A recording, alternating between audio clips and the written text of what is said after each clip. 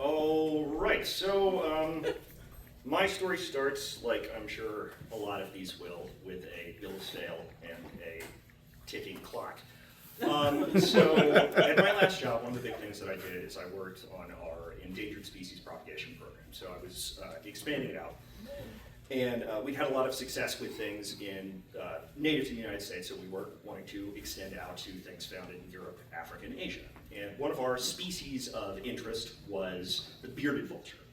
Extraordinary animals. If you don't know what they look like, I urge somebody around you, look them up on your phone. They're incredible. They don't even look real.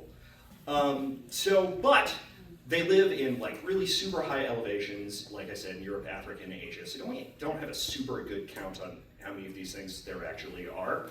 So I wasn't working very hard on finding one. So much to my surprise, when one of our board members said, "Hey, I found one."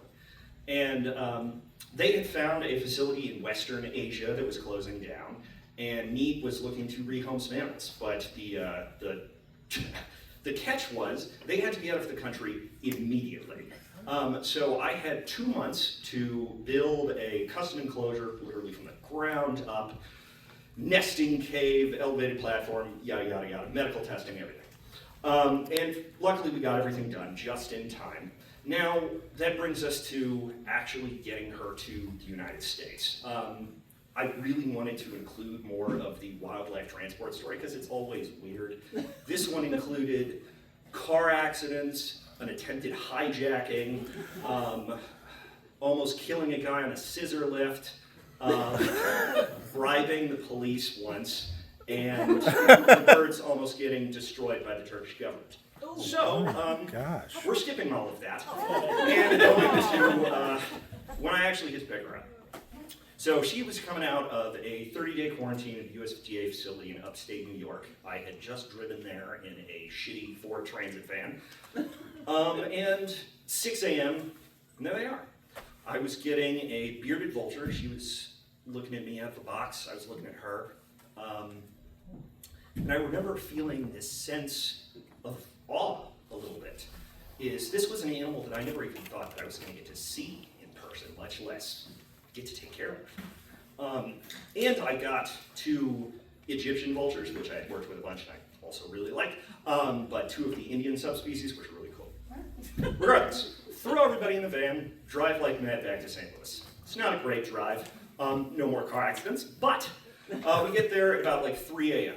Now, the reason that we had gotten these birds was because, like I said, was to breed out, or to build up a breeding program.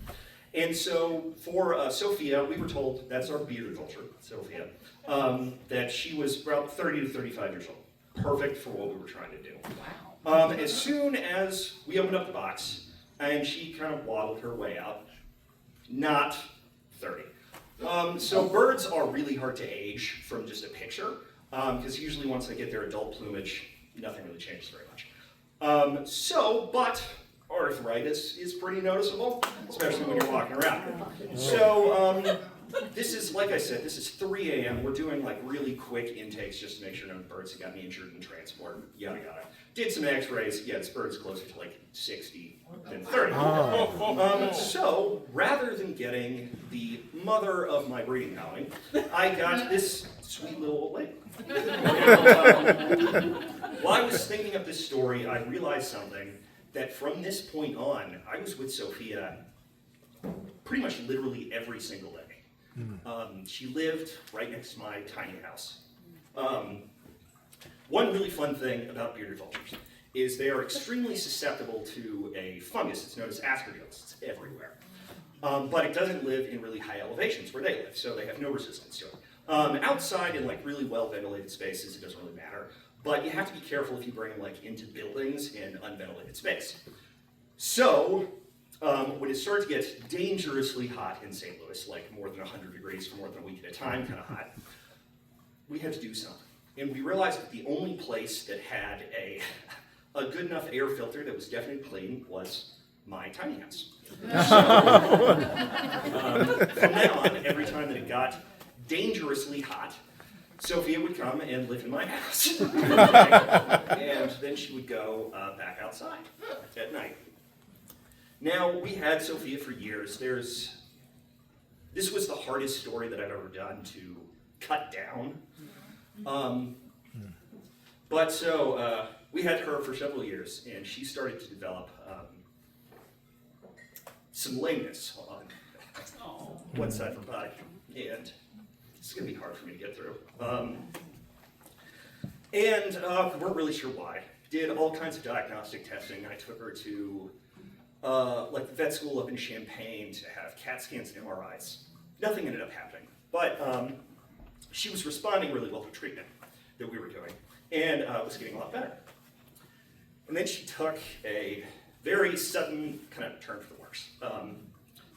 Completely lost the use of her legs. And so I moved her inside and had her on like round-the-clock care, had her on camera. Which is how I got to be there when she died.